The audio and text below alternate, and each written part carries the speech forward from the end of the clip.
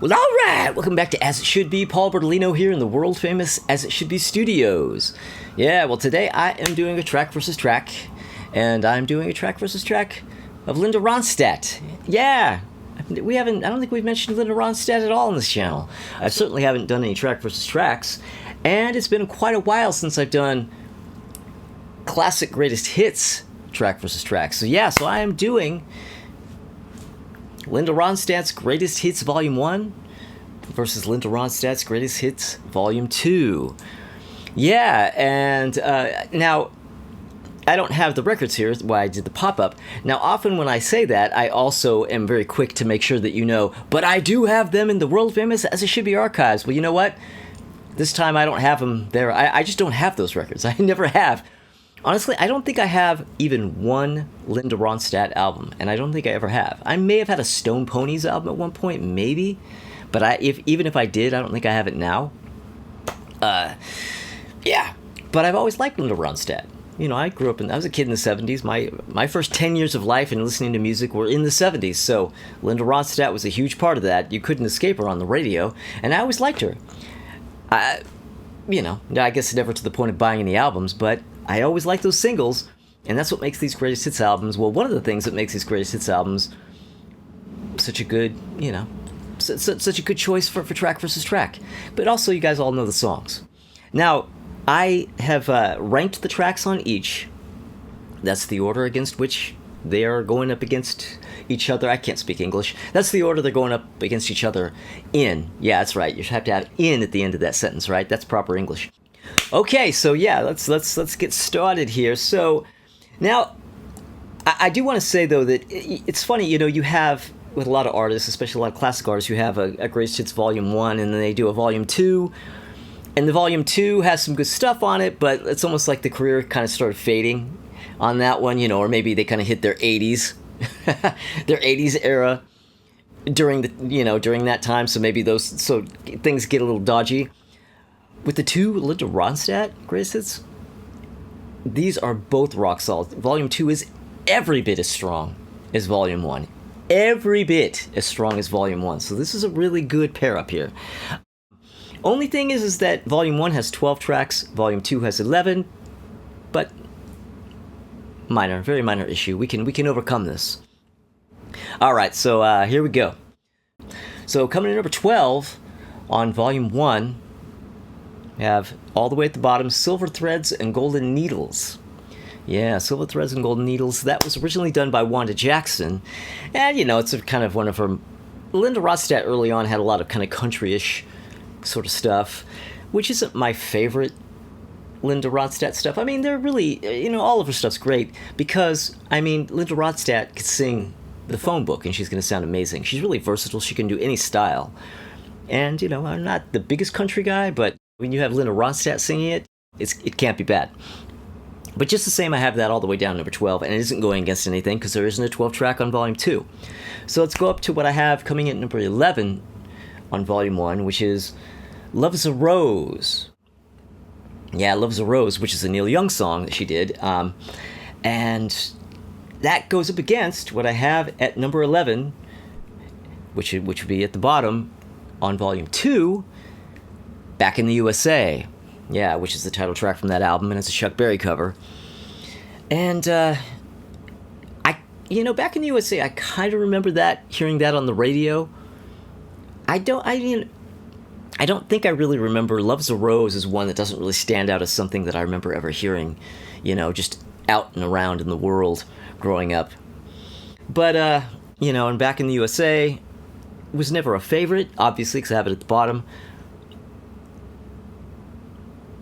But, I'm going to go with Love is a Rose. And I have to do the tally sheet. I always forget. Okay. Ronstadt, Volume 1, and Volume 2. Okay. Alright, so Ronstadt, Volume 1 gets the first point. Love is a Rose. Alright. Okay, coming in number 10, what I ranked at number 10 on Volume 1, Love Has No Pride. Okay, and that goes up against what I ranked at number 10 on Volume 2, I Can't Let Go.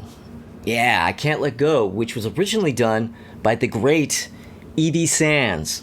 Yeah, you have to, if you don't know Evie Sands, look her up. She has really great stuff. She's one of those people who should have made it huge but never did.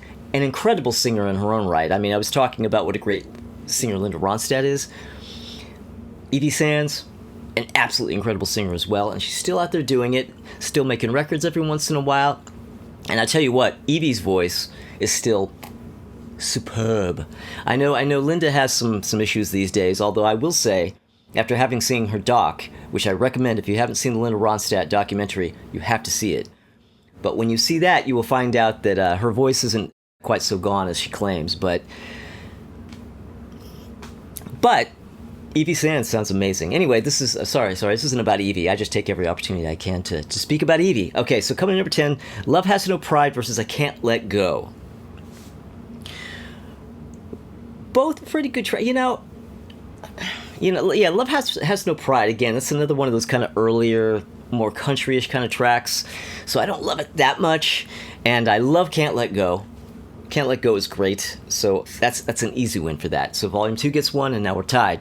1-1, okay.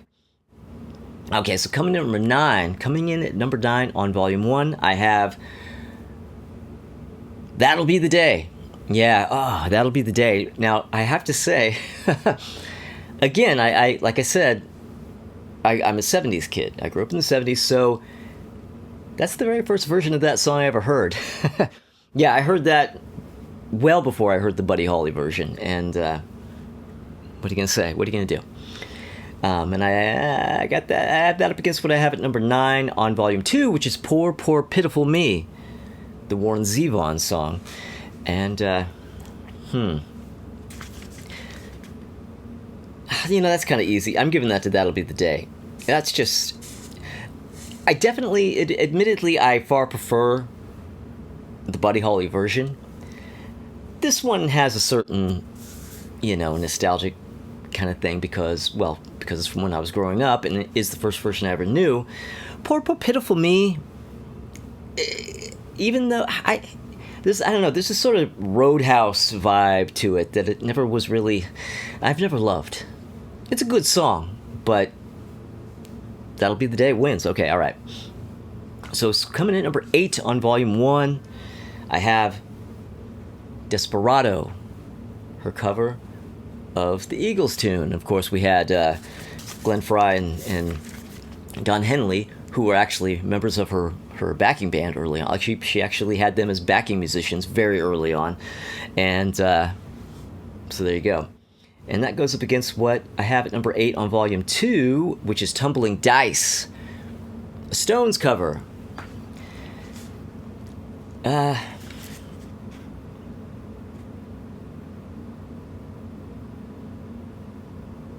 Desperado's a great song, but I've never loved it as much as everyone else does. I'm also not the biggest Eagles fan. Tumbling Dice, yeah, I'm giving it to that. Tumbling Dice easily.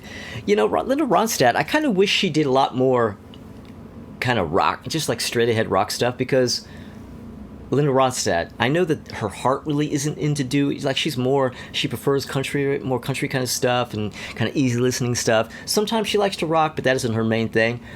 But damn, can she rock. So, I mean, I kind of wish there was a little bit more of that. All right, so coming in number 7, right? 1, 2, 3, yeah, okay, all right, making sure I'm not losing my way here. So coming in number 7 on Volume 1, I have It Doesn't Matter Anymore, okay? And I put that is going up against what I put at number 7 on Volume 2, which is Just One Look, That's All It Takes. Yeah, the Doris Troy song. Yeah, Just One Look. And, yeah, God, that's easy. That's an easy win for Just One Look. I mean, yeah, obviously the Doris Troy version is the definitive version, but man, Linda's just right up, Linda Ronstadt just absolutely smokes that, like she does most songs, in most anything that she tries, basically. Yeah. I don't, see, it doesn't matter anymore. That's something that that's one of those songs. Yeah, I don't really remember that growing up. You know what I mean? It's on the Greatest Hits album, but I don't think I ever heard that on the radio, or maybe a couple of times. But yeah, it just doesn't. Yeah, it doesn't spring up those memories. You know, just one look. Again, this is the very first version I ever heard of it, but I don't know. But it does take me back. Okay, and I'm babbling. Okay, let's go to number 6. What I have at number 6 on Volume 1. When Will I Be Loved? The Everly Brothers song. Yeah, unfortunately, the one thing I will say, unfortunately, Linda Ronstadt is not a writer, so her stuff, it's all covers. I mean, there are a lot. I think she probably has a lot of songs, maybe even some singles, but a lot of album tracks that were not necessarily covers, but maybe songs that were written and given to her. But any way you slice it, she didn't write songs. You know, like, you know, for lack of a better comparison, like Tom Jones or something, or, you know, Barbra Streisand. Like, she is a singer. She is a vocalist. And a great one.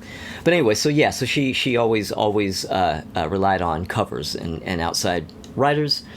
When Will I Be Loved is a great song by the great Everly Brothers that she did a great version of. And that goes up against what I have at number 6 on Volume 2, which is It's So Easy. Ooh, man, another Buddy Holly song. Man. And I tell you what, so far, every one of these, including the Stones song, every one of these, Linda Ronstadt's version is the first one I heard. In every case so far. I don't know if there's a... I don't know if there's an exception to that here. But anyway, When Will I Be Loved versus It's So Easy. Now, this one is a little closer. We're getting into the top, 5, 6 here. We're getting into the really good stuff. Man, this is... Ooh. Yeah, It's So Easy was so massive in 1977. I almost want to say that Linda Ronstadt, that 77 would have been her... Maybe that was kind of her biggest year. It's tough to say. She had a lot of big years, but... And I'm trying to think back now. Did I really like It's So Easy back then? That one kind of always kind of teetered. I think I kind of like it more now. Nostalgia, but... When Will I Be Loved is one I definitely liked always, but, Yeah, I'm gonna go with When Will I Be Loved. It's just going back, it's going back and forth between tie, non-tie, tie. Yeah, so we're back at a tie. We have 3-3 now. Okay, so When Will I Be Loved against It's So Easy. When Will I Be Loved wins, but this one was really close. That one's like, ugh.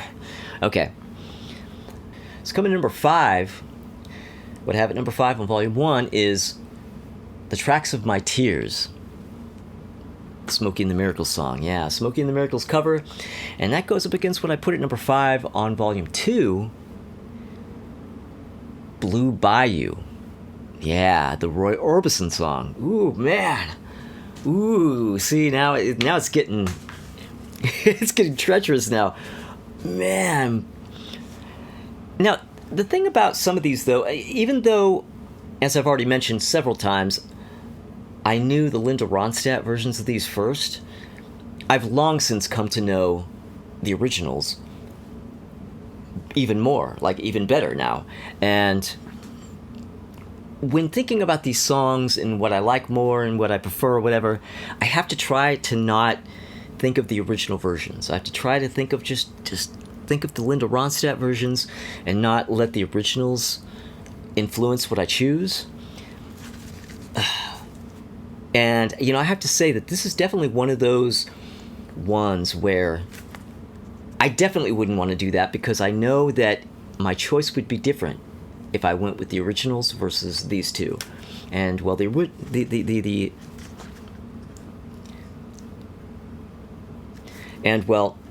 my choice for this is Blue Bayou. Yeah. And I say all that because if I was putting the original Smokey and the Miracles, Tracks of My Tears, against the original Roy Orbison Blue Bayou, Smokey would take that without a contest. But with the Linda Ronstadt versions, I'm going Blue Bayou. Okay. So coming in number 4 on Volume 1, I have Heat Wave. Yeah, Heat Wave. Heard the Linda version first. And that goes up against what I have at number 4 on volume 2, which is Someone to Lay Down Beside Me. Ooh, man. Now, this is a little bit of a deeper one, I mean, for a single. And, man, this is a good one. Now, this is one where I didn't recognize it by title, so I had to go back and give it a little bit of a listen to kind of see, to sort of be reminded as to what it was. And I'm listening to this, and I'm going, this sounds like a Wendy Waldman song. This sounds like Wendy Waldman wrote it. Who wrote this? And I went and I looked it up. It's a Carla Bonoff song, which completely makes sense because same difference. And in fact, both Carla Bonoff and Wendy Waldman were at one time backing vocalists for Linda Ronstadt. So yeah, but it's a great, great song. So is Heatwave. But because I'm going Linda Ronstadt versions and not OGs, I'm giving that to Volume 2. I'm giving that to Someone to Lay Down Beside Me. Yeah. Yeah. Okay, all right. So coming in number 3 on Volume 1, I have You're No Good. Oh, man, You're No Good. I think the only number 1 she had, well, certainly in her heyday, and this was her big breakthrough single. And I think maybe that's where I first heard her. I mean, this was like maybe, 73 when this came out? 74. 74, and that was right around the time I was really, really, really paying attention, or starting to pay very close attention to what was on the radio. I was really noticing what was out, and You're No Good, I'm pretty sure, I mean, if I can get this right, I mean, that's probably my own introduction to Linda Ronstadt, and that goes against what I have number 3 on Volume 2, which is Hurt So Bad. Whoo! Oh, man. Oh, this is a drinker. Oh, God. And, man, is this one where I have to not take into consideration the OGs. I cannot. Because, my God. Oh, man. Now, You're No Good has been so many, Linda Ronstadt's version is a cover. So many people have done covers of this. Notably Van Halen, who opened up Van Halen 2, the second album, with this, and I think the version is lame. Like, Linda Ronstadt's version completely trashes the Van Halen version, in my opinion. Yeah, the Van Halen version is limp. Compared to the Linda Ronstadt's version kicks ass.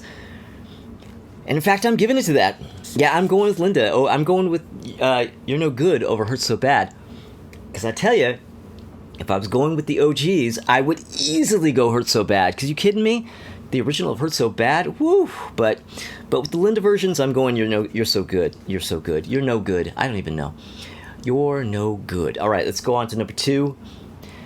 What I have coming in number 2 on Volume 1, Different Drum.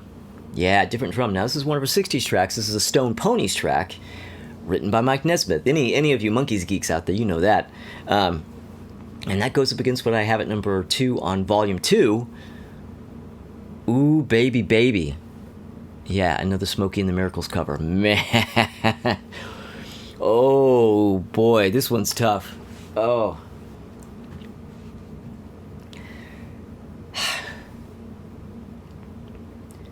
Oh, man.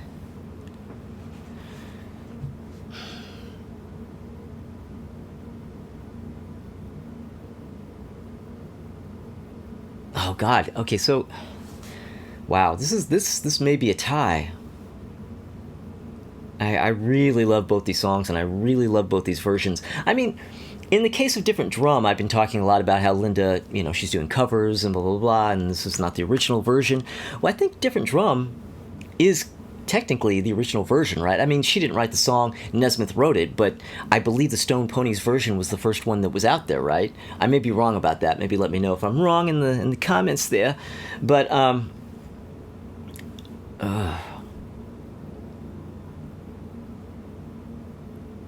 God. Okay, you know what? I'm gonna have to do something here.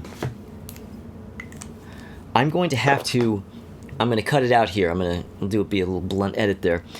I'm going to have to listen to a moment of each of these because this is just it's too close. Okay. All right. Well, I went and I pulled up I pulled up the songs and I listened to just like a verse and a chorus of each. Oh man.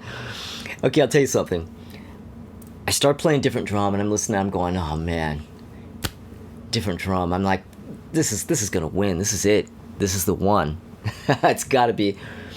And I went, okay, well, let me go over and let me play Ooh Baby Baby, and I comes on. I hadn't heard it in a while. And it comes in and I'm just going, oh shit. Oh shit, Linda, you're coming at me with the yacht rock sax? Oh shit, that's not fair. And I just listen and I'm going, oh man, oh, you know what?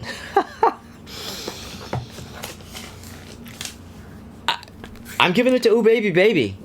I mean, I was kind of going, I'm going through this just with listening to these in my head because I've heard so many of these so many times that I don't have to go and listen ahead or anything. But going back and revisiting, yeah, I got to go with Ooh Baby Baby. And I thought for sure I would go with different drum. I mean, it almost seemed in the bag. Again, if I was going to go with the originals, with the smoky version, that would smoke different drum, no matter whose version.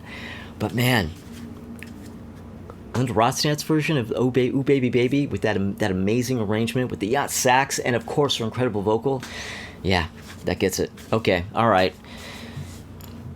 That brings me to my number ones. My number one on Volume 1, Long Time. Yeah, and that goes up against my number 1 on Volume 2, How Do I Make You?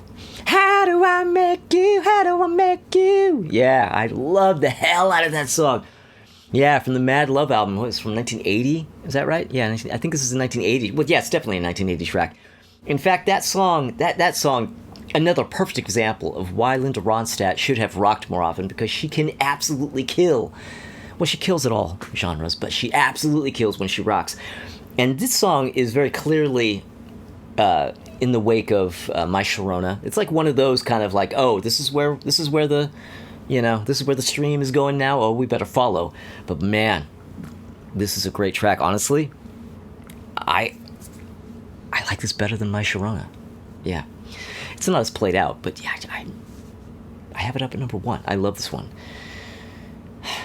But that up against Long Time.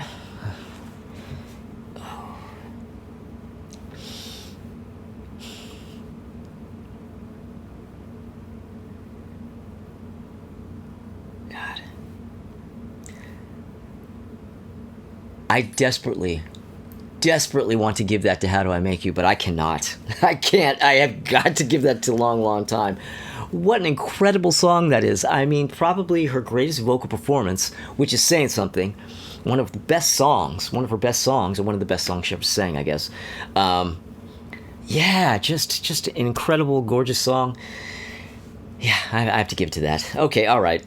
So what do we have here? Ronstadt, Volume 1, 2, 3, 4, 5. Volume 2 got 6. So, Volume 2 won by only 1.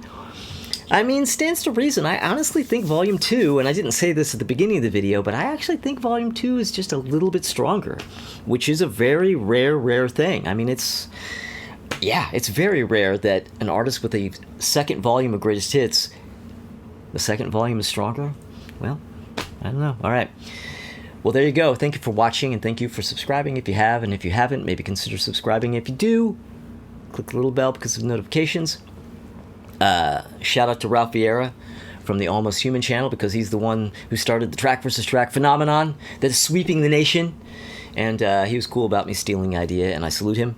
And come back on Thursday, because Crystal Durant and Tommy Von Voigt are going to be back here in the world-famous As It Should Be Studios, and we are going to be ranking the Chicago albums. Yeah, we're going to be ranking the albums by Chicago. Now, we're doing not the whole catalog. Now, of course, if it was all my choice, we would just be doing 70s albums. But nope, we're doing the first album up to 21. Yeah, which came out in 1991. We're doing the whole run of them being like basically a relevant band. Well, one could make an argument that in the late 70s they weren't a relevant band, but you know what I mean? Basically up until they became a heritage act. And that's what we're doing. CTA up to 21, ranking all those, and it's going to be fun. You may want to come back for that. All right. Hopefully I'll see you then.